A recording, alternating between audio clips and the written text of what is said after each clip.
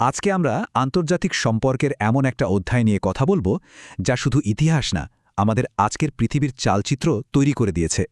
চলুন উপনিবেশবাদের সেই শেকড়গুলো খুঁজে দেখি যা আজকের বিশ্ব রাজনীতিকে বসতে আমাদের সাহায্য করবে। আমাদের আলোচনাটা শুরুই করা যাক অ্যাঞ্জেলা ডেভিসের এই শক্তিশালী উক্তিটা দিয়ে। উপনিবেশবাদ আর দাসপ্রথাই ছিল পুঁজিবাদের ভিত্তি।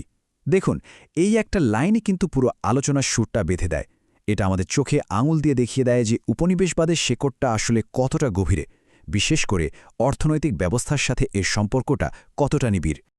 তো প্রথমেই সহজ করে জেনে নেই, এই যে আমরা কলোনিয়ালিজম বা উপনিবেশবাদ বলছি, জিনিসটা আসলে কি। সোজা কথায় এটা হলো এক ধরনের আধিপত্যের চর্চা, যেখানে একটা জাতি আরেকটা জাতিকে শাসন করে। এই শাসন আবার দুই রকম হতে পারে। একটা হলো প্রত্যক্ষ শাসন, যেমন ধরুন ব্রিটিশরা সরাসরি ভারতে তাদের শাসন কায়েম করেছিল। আরেকটা হলো পরোক্ষ, যেখানে তারা স্থানীয় শাসকদের সামনে রেখে পেছন থেকে কলকাঠি নাড়ত। উপনিবেশবাদের সাথে প্রায় আরেকটা শব্দ শোনা যায়, তাই না? ইম্পেরিয়ালিজম বা সাম্রাজ্যবাদ। এটা আসলে কি? এটা হলো সেই মূল নীতি বা আইডিয়াটা যা একটা দেশকে অন্য দেশের উপর ক্ষমতা বিস্তারে উৎসাহ দেয়। বলতে পারেন, সাম্রাজ্যবাদ হলো সেই ভাবনাটা যা উপনিবেশবাদকে মাঠে নামিয়ে দেয়। তাহলে দুটোর মধ্যে আসল পার্থক্যটা কোথায়? একদম সহজ করে যদি বলি, ইম্পিরিয়ালিজম হচ্ছে আইডিয়াটা বা বলা যেতে পারে তত্ত্ব, আর কলোনিয়ালিজম হলো সেই আইডিয়ার বাস্তব প্রয়োগ, মানে সশরীরে অন্য দেশ দখল করে শাসন করার কাজটা। একটা হলো থিওরি, আরেকটা তার প্র্যাকটিক্যাল। চলুন তাহলে এক নজরে দেখে নিই আজকে আমরা কোন কোন বিষয় নিয়ে কথা বলবো। আমরা প্রথমে দেখব কিভাবে এই নতুন বিশ্বের ভিত্তি তৈরি হলো, তারপর থাকবে আমেরিকা দখলের লড়াই, একটি নতুন শক্তির উত্থান, মার্কিন যুক্তরাষ্ট্রের বিস্তার, সাম্রাজ্য টিকিয়ে রাখার পেছনের চালিকা শক্তি, আর সবশেষে দেখব আজকের দিনে উপনিবেশবাদের প্রভাব। তো চলুন শুরু করা যাক আমাদের প্রথম পর্ব দিয়ে, একটা নতুন বিশ্বের ভিত্তি। এই যে বিশ্বজুড়ে দেশ দখলের একটা হিড়িক পড়ে গেল, এর পেছনের মূল কারণটা কি ছিল? সোজা উত্তর, অর্থনীতি, বিশেষ করে মশলার ব্যবসা। ব্যাপারটা একটু বুঝিয়ে বলি। ধরুন 15 শতকের কথা।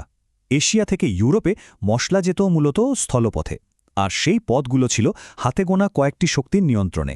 তো পর্তুগাল, স্পেনের মতো দেশগুলো ভাবল, এভাবে তো অন্যদের ওপর নির্ভর করে থাকা যায় না, আমাদের একটা নতুন সমুদ্রপথ খুঁজে বের করতেই হবে, যাতে আমরা সরাসরি এশিয়ার বাজারে পৌঁছাতে পারি।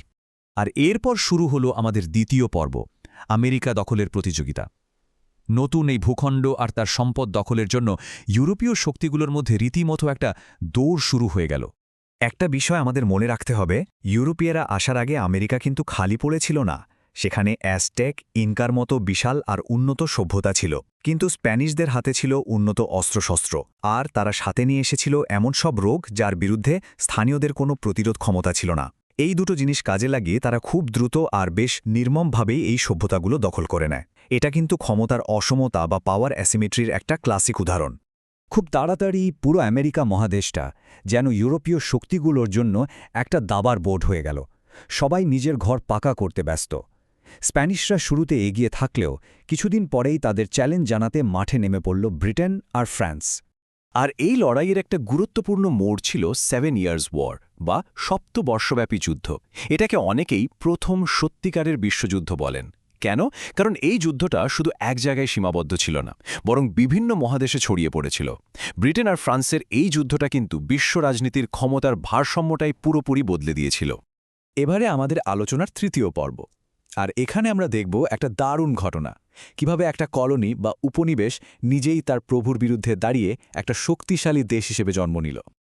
আচ্ছা, ওই যে 7 ইয়ার্সের ওয়ারের কথা বললাম, সেই যুদ্ধে ব্রিটেনের কিন্তু প্রচুর টাকা খরচ হয়েছিল। সেই টাকা তোলার জন্য তারা কি করল? আমেরিকান কলোনিগুলোর উপর একের পর এক নতুন ট্যাক্স বসাতে শুরু করল। সুগার অ্যাক্ট, স্ট্যাম্প অ্যাক্ট, এগুলোর বিরুদ্ধে তখন একটা বিখ্যাত স্লোগান উঠেছিল, নো ট্যাক্সেশন উইদাউট রিপ্রেজেন্টেশন, বা প্রতিনিধিত্ব ছাড়া কর দেব না। আর এরপরে শুরু হলো আসল নাটক। প্রথমে হলো বস্টন টি পার্টির মতো প্রতীকী প্রতিবাদ, কিন্তু পরিস্থিতি দ্রুতই বদলে গেল। 1776 সালে তারা সরাসরি স্বাধীনতার ঘোষণা দিয়ে দিল, যা একটা পুরো দস্তুর যুদ্ধের সূচনা করে। শেষ পর্যন্ত 1783 সালের প্যারিস চুক্তির মাধ্যমে জন্ম হল নতুন এক স্বাধীন রাষ্ট্র, মার্কিন যুক্তরাষ্ট্র। এবার চতুর্থ পর্ব, নামটা বেশ ইন্টারেস্টিং, স্বাধীনতার সাম্রাজ্য। একটা প্রশ্নবোধক চিহ্ন আছে, কারণ এখানে আমরা দেখব যে দেশটা নিজে স্বাধীনতার জন্য লড়েছিল সেই মার্কিন যুক্তরাষ্ট্র কিভাবে নিজেই আরেকটা সাম্রাজ্য বিস্তারের পথে হাঁটল। এই সাম্রাজ্য বিস্তারের পেছনে একটা বিশাল বড় আইডিয়া কাজ করেছিল, যার নাম ম্যানিফেস্ট ডেস্টিনি। এর মানে হলো আমেরিকানরা বিশ্বাস করতে শুরু করল যে এটা তাদের ঈশ্বরের দেওয়া অধিকার বা ভাগ্য যে তারা পুরো উত্তর আমেরিকা মহাদেশ জুড়ে ছড়িয়ে পড়বে। এই একটা আইডিয়া দিয়েই তারা তাদের সব কাজ, যেমন আদিবাসীদের উচ্ছেদ করা বা মেক্সিকোর সাথে যুদ্ধ করাকে বৈধতা দিত। আর তাদের এই বিস্তারটা কিন্তু মুখে মুখে ছিল না। দুটো বড় ঘটনা তাদের রাতারাতি অনেক বড় করে দেয়। একটা হলো 1803 সালের লুইজিয়ানা পারচেস, আর আরেকটা হলো মেক্সিকান আমেরিকান যুদ্ধের পর বিশাল এলাকা দখল করে নেওয়া।